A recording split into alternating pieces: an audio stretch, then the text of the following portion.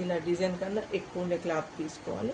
ఇప్పుడు నేను ఇది వచ్చేసి 6 ఇంచుల వెడల్పు 13 ఇంచుల లూజ్ తీసుకున్నాను. బకరాన్ని అయితే ఇది 13 ఇంచుల ఇదైతే తీసుకున్నాను. నేను నెక్ కోసం 10.5 ఇంచ్ 10.5 ఇంచుల్లో పెట్టాను. ఇదే 10.5 ఇంచులు ఇక్కడ ఒక మార్పు చేసుకోవాలి బకరాన్ని. ఇక్కడ 4 ఇంచులు తీసుకున్నాం కదా బోర్డ్ కోసం, అదే 4 ఇంచులు పెట్టుకుంటున్నాను.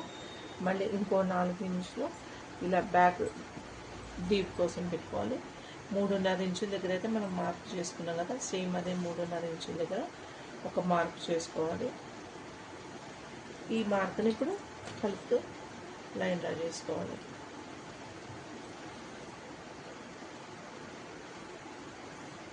ఇప్పుడు మనం బోట్ని ఇక్కడ డ్రా చేసుకోవాలన్నమాట.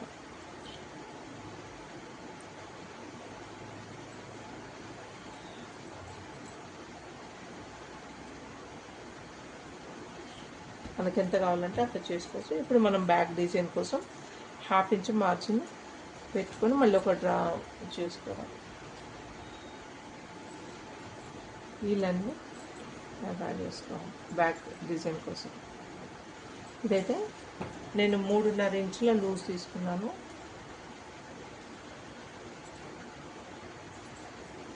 అదే ఇక్కడ నుండి ఈ 10.5 ఇక్కడ మనం మార్క్ పెట్టుకున్నాం కదా, ఇక్కడ ఒక లైన్ పెట్టేసుకొని ఇక్కడ నుండి మళ్ళీ 3.5 ఇంచులు ఎక్కడైతే ఉందో అక్కడ ఒక లైన్ డ్రా చేసుకోవాలి. ఇప్పుడు ఈ లైన్ కలుపుతూ బాక్స్ లాగా డ్రా చేసుకోవాలి.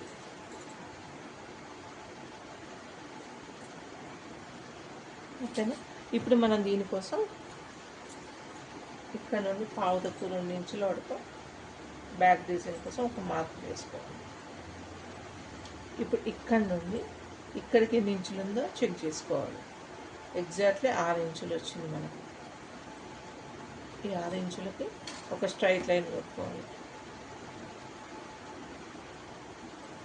ఓకే. ఇక్కడ ఇప్పుడు మళ్ళీ మనం కర్వ్ స్కేల్తో డిజైన్ని డ్రా చేసుకోవాలి.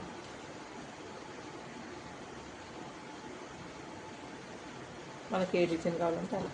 ఇప్పుడు ఇక్కడ నుండి ఇక్కడ కట్ వర్క్ కోసం నేను 1/2 ఇంచ్ మార్జిన్ అయితే తీసుకుంటున్నాను. ఎగ్జాక్ట్లీ